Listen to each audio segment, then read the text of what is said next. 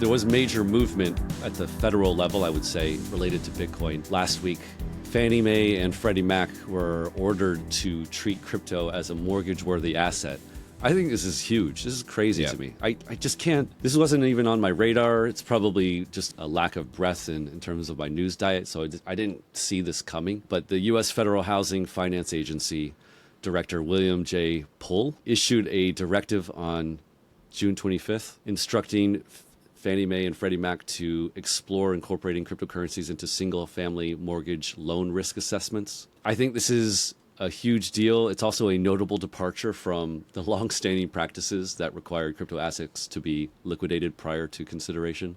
So you take the assets and you turn them into something a little more stable for that. Now, I think there are caveats. So the assets need to be verified and held on U.S. regulated centralized exchanges.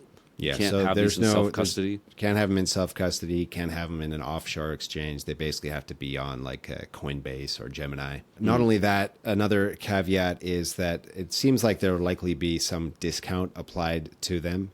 So I don't know what that'll be, but basically to account for the volatility of these assets, they won't count 1-to-1 towards you qualifying for a mortgage. And then the other thing to note, I think, is that these aren't going to be like backing home mortgages.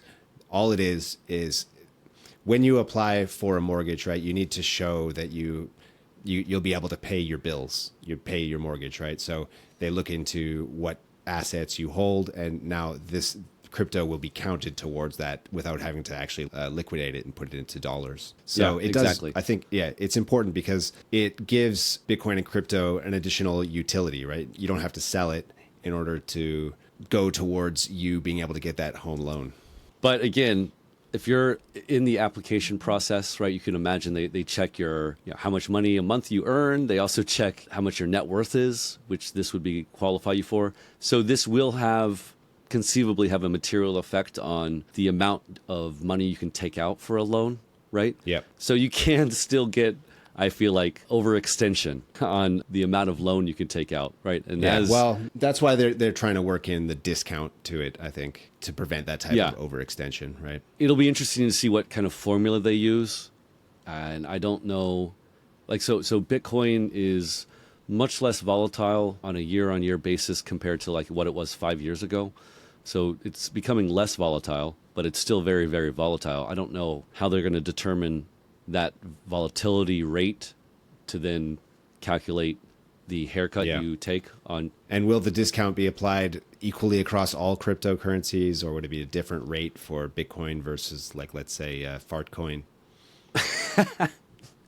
I think if I were them, Fartcoin should take like a 90%, 99%, 95% haircut on the rate of it. That's it called. Sergio Linzard in the chat says, Bitcoin mortgages, what could go wrong?